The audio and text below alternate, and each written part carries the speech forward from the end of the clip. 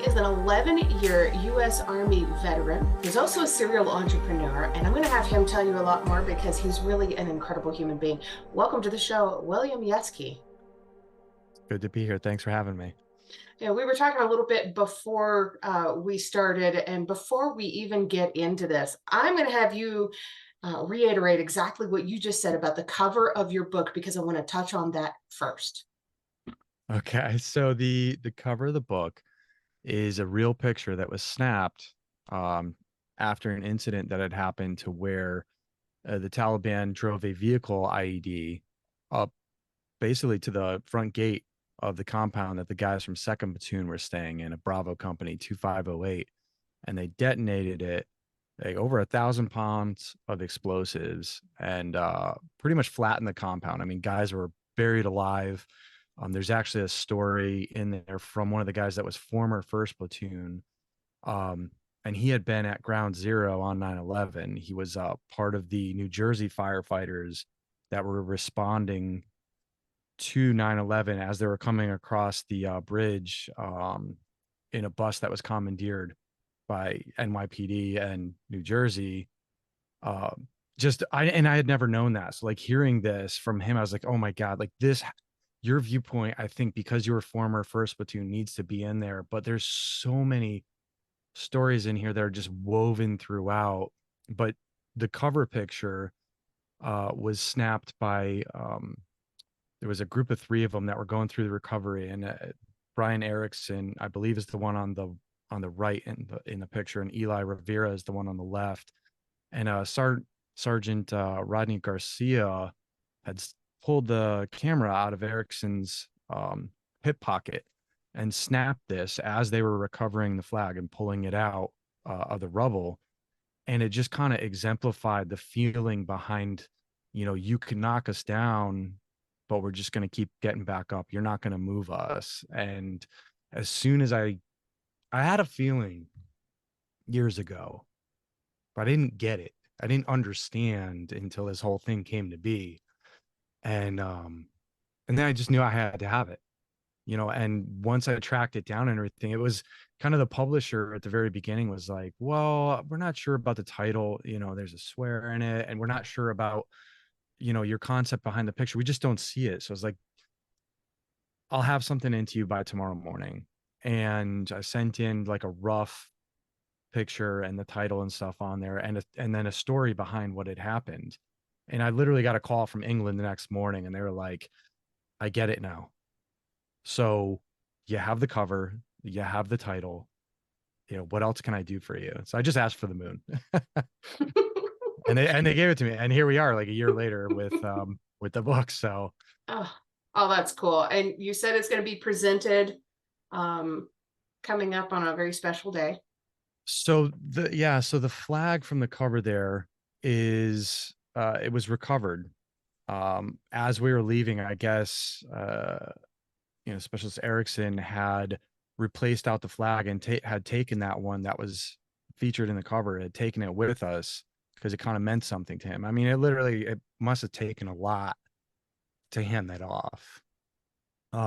But uh, the flag is being dedicated down at the Airborne and Special Operations Museum in Fayetteville, North Carolina on Veterans Day, and is going to be part of the permanent DoD historical catalog. So that stuff's been put in there to be preserved for perpetuity, along with, believe it or not, along with a bunch of other artifacts that the guys have dug up and found and donated to the museum that are featured within stories like in here. Like there's an assault pack that has um, holes in it from ball bearings that had gone through from a suicide bomber. And he had been standing there just seconds prior, um, and he had put this bag down and was responding to the incident and then was running towards it and was blown backwards. And during the explosion, like he realized afterwards, after they're recovering from it, and he goes to take a drink of water about 10 minutes after. And he's like, why are there empty water bottles in here? I had filled up. We had just gotten here. And he realized it was full of holes and it had been right where he was standing, but seconds prior. So just the I guess just the historical aspect behind it There's another guy too. I mean, just an incredible story to where by rights he should have had his arm blown off during this particular incident. And strangely enough, I'm not a big religious believer, but I do believe in the spiritual end of things and, like, the energy around us. And there's definitely everything is frequency. And but there's something to be said when this kid had a pocket New Testament in this shoulder pocket, and the IED explosion, he had his arm out at the time. He was helping this guy along this wall, blew the sleeve off of his uniform, and it stopped right where that New Testament was. The weirdest, Oh, unexplainable, and this is like just give me so many goosebumps. incidents. I know, right? Like it's wild. Just some of the incidences and some of the just high energy, incredible stories that happen here, to where you have these extreme highs and these extreme lows, and it's all in there. I mean, there's some rough stuff. Like, I know one of the guys got back to me. It's like, man, he's like, some of that was really hard to read. Yeah. And where your show deals with these surviving these traumatic incidents and stuff. I was a little concerned at one point because guys are like, I am experiencing, olfactory nerves. I'm smelling things from the battlefield. I'm having cravings of alcohol or to smoke something when they haven't in a long time. And it just goes to show just how deep rooted some of these traumas were. And it was, with some of the guys, they had to really face some stuff when they opened up and we talked. But I think the best part about writing this, and myself included, I mean, I've definitely been affected in it and realized a few things about my own perception of what happened, as well as um, the way that it affected me. I know it's different. It's been different. Um, but in talking with psychologists and stuff along the way, kind of seeing how prefrontal cortex and stuff is developed at certain points. And I was a little older during this particular deployment. I was 28. So experiencing this stayed with me a little differently than some of these other guys who were 19, 20. Right. And this was the deployment where it had a 52% casualty rate, right? Yes. So it's hard to wrap your brain around being 28 years old and realizing that it's a flip of a coin whether you live or not.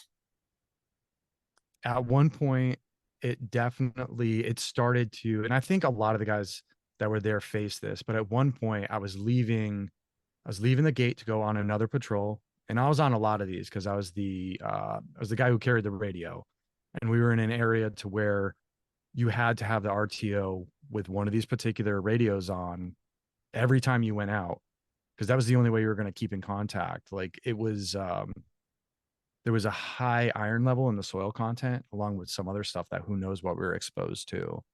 But it impeded our radio frequencies. So you could really only reach like maybe a click out.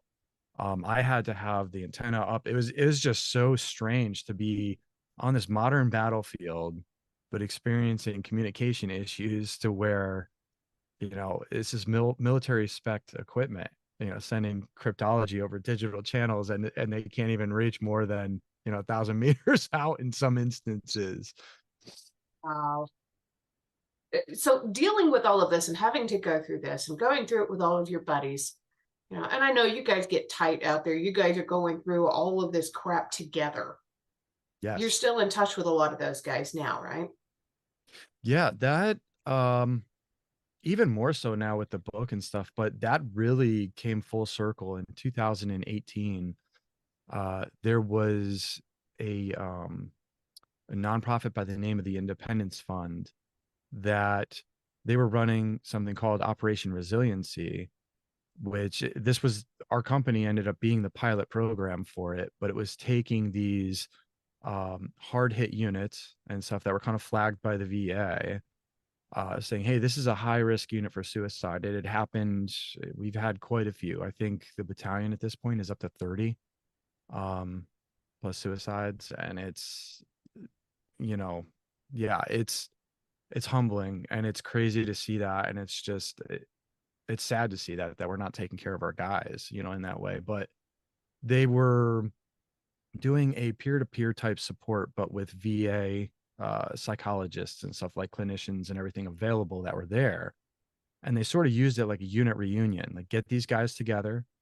Um, and they flew us all down to Charlotte, North Carolina, and they did an event like combined within the city, and they did some stuff with team building events, like I think they did the river rapids, and we did some axe throwing and everything. And I mean, it was a good time, and it was great.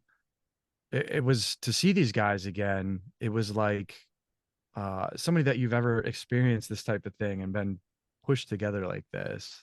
Seeing them, it's like you never left. You just pick right back up where you left off.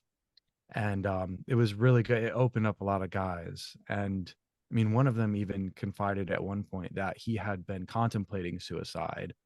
And when he got the call, that this reunion thing was happening, and he just decided, like, well, it'd be one last great thing to see the guys again before I go. And it changed everything, and now he's somebody that works within the system trying to help out guys in that situation. So it's been neat to see where people have landed and how things like this have positively affected, you know, people Absolutely. that maybe otherwise wouldn't be here. And it's amazing what can happen just by being in somebody's life too. I mean, what a great example of that. This guy's life has changed forever now because you guys were there. Yeah. Yeah. So what helped you to be able to heal from all of the trauma that you had been through and experienced? I mean, you really have to go to where it affected me differently in the first place. I mean, I was definitely still affected, and writing this and stuff has had a lot of it to where it slowed me down enough to start realizing, okay, there's certain things you do that aren't normal. Checking the locks at night, but like being obsessive about it. Or certain things with my kids, and like it's like, hey man, they're kids. They don't have to be ready to um there's certain things that are healthy, like, hey, be aware, be mindful of the situations around you, and if you see something or feel something that doesn't feel right, like, let your parents know. Like, there was actually somebody in the mall recently was looking at my kids real weird. My daughter pointed it out, and it gave me the creeps, and I kind of have that radar, and I was like, whoa. And I went to go up to the guy, and he took off, and it was almost like an affirmation, like something was wrong there. And my daughter had pointed it out, and it was like making her aware of that type of thing, which is great. But in some instances, going a little too far to where it's like, hey, they're still kids, man. Like, they don't you don't have to raise this kid to be a little I think the Hypervigilant. TV show is, yeah, I know, exactly, like a little Hannah. The CIA can't hold her in the brig. But as crazy as it is, the world is becoming more and more like that, where if we don't teach the kids to be aware at young ages, they're going to be set up to be in these dangerous places and positions. And there's definitely a fine line there. And there is, and I know that that's one of the things that I push out there, that a lot of the guys that might be searching for purpose and stuff, because I mean, really, that's what brings a lot of us into the military, is that sense of purpose, doing something that's greater than ourselves, and being an asset, to the people around you and to society. um is that they have that radar, and they have that instinct built in where they can flip that switch to where they are that person who's, not hyper vigilant, but like vigilant to like and mindful what's happening around them, and they can be that either leader if necessary in the community to kind of, hey, like, let's hold some classes or something, or let's like talk about this um with people. What would you do in this instance? Because some people just don't know, and we sort of live in a society to where that sort of that leader in the community is much harder to find these days. Absolutely. It's crazy. I'm so glad you're doing this for your kids. How old are your kids now? So I have a little well, he just turned 5 and 7-year old, but you would never know.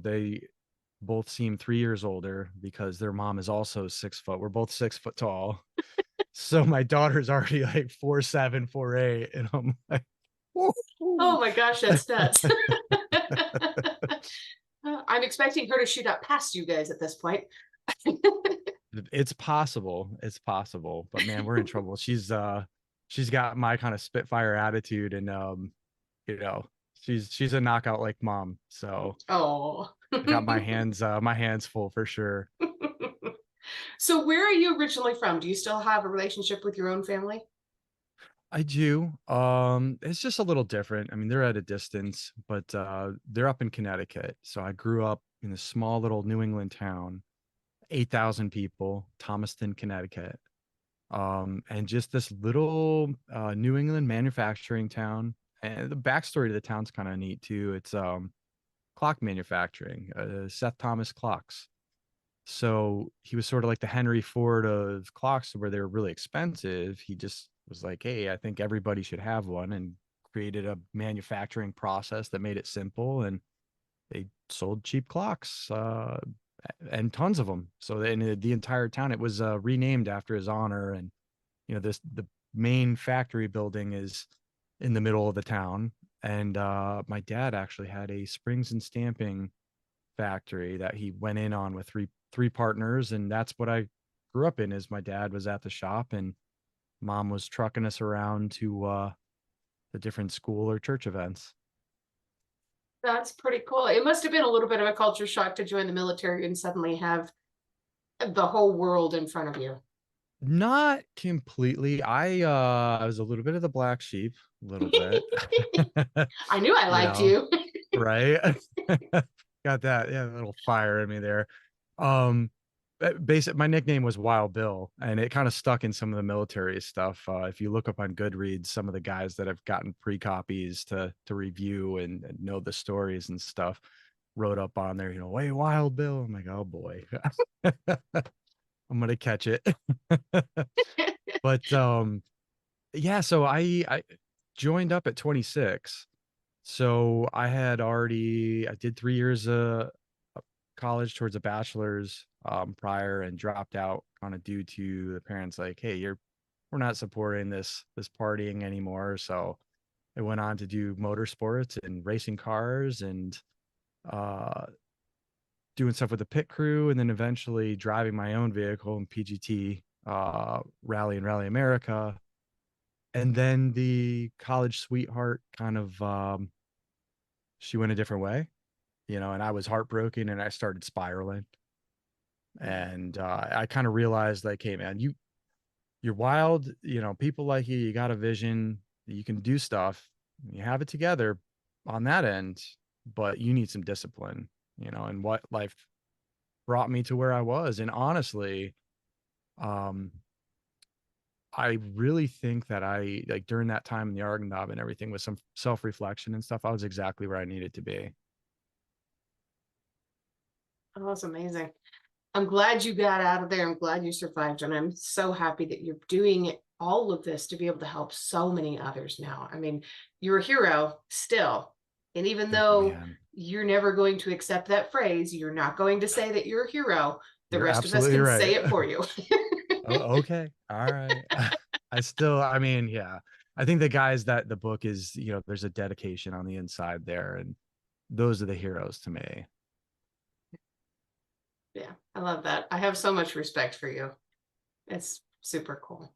So your book is available through your website, which is damnthevalleybook.com, where people can Yep. go and find the signed copies. It's also available on Amazon, and it's kind of all over the place. Y'all can go and find it and pick it up. But I am going to make sure that I have links to all of your stuff, including your Facebook, your Instagram, your YouTube, and your TikTok. I'm going to be stalking you on those things, of course. Um, just because I love what you're doing. I want to keep up. I mean, thank But you. of course, of course. It's time for my most favorite question of the episode, always. And it's a hard one, so it's okay if you need to take a pause. Oh man, I'm gonna take it. What is one thing that you truly love about yourself that's not related to your physical appearance? Ooh. Oh man, definitely. It's both a blessing and a curse. Your mind is just amazing, the ability behind it and everything. And I've really um, turned my focus on that end of things, to where you kind of, at some point in your life, like after the military and everything, I got into a bad place physically. I was 270 pounds, um, and things were working so like cognitively much slower, had much more depression, didn't really deal with certain situations all that great, felt like I was in a funk. But getting that physical end, and it was actually another veteran, a gym up this way, that it was a CrossFit gym that, one of the owners was a Navy vet. We talked and I kind of had a little bit of that rapport. And so it's like, okay, I'll come back. And really doing the workouts there and stuff felt a lot like military. And there was a lot of military and first responders there. And within a year's time, I mean, lost 70 pounds and feeling better about myself, thinking much better about everything, like putting those habits in line.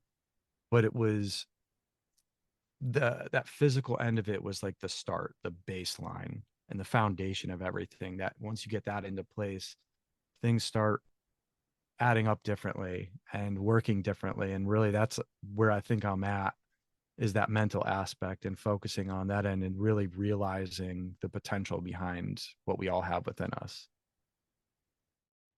SBC Ross hadn't even wanted to be on this patrol. With the frequency of everything that was going on at COP Wear, there was no time to get anything done, much less sleep. He was always exhausted because if there was any detail to be done, he would be the one that always seemed to be snatching it up. Having been there longer than the rest of the lower enlisted in 1st Platoon, it seemed to be a curse because there were some NCOs that would depend on him if they needed anything done. They knew he would get it done, and it would be done right. As they approached the compound, he felt a chill, like those that you get when you enter a haunted house and the temperature drops 10 degrees unexpectedly in the matter of an instant. Ross shrugged the feeling off and followed in everyone's footsteps, as the area we were coming in had been cleared already. Lieutenant Demarest called to the team on the roof of the building because he was worried about spotters calling out our position to the insurgents in the area. Ross had been boarded on this day, and Johnston was already headed up to the wall to get eyes on the surrounding area. I'll go, he exclaimed, as he could use that moment of solace to just get away from the bullshit going on within the compound. A breath of fresh air would be nice, and Johnston was just the guy that would understand. They could enjoy the silence and the scenery together on the rooftop as they shared a smoke. It had been a rough week, and with his fellow weapons team members on leave, Ross would fill the gaps in patrol needs as well. It was utterly draining. Thomas was pissed as he had been headed to the wall when Ross had just jumped out there and started immediately scaling the wall. He edged up only a few feet behind Johnston. It was a weird wall that had some breaks in it in the structure and sloped up a bit to the roof of the building that was within the inner areas of the walls. It wasn't unlike a lot of other tricky mud-built architecture you would find everywhere in the valley. Towery had a walking stick or something and held it up for Ross to steady himself as he made his way up, just helping a guy out, as we all had to do while crossing some of the terrain and man-made features that peppered the landscape and made going about anywhere of distance miserable. All of a sudden, he felt like someone had cracked him in the back of the head with a bat or something. What the hell? It was right underneath where the protection of the helmet ended, and one of the vital areas in the neck hurt like a son of a gun if you were hit there in any capacity. I've seen guys go down from a proper cuff to the back of the neck in that spot before.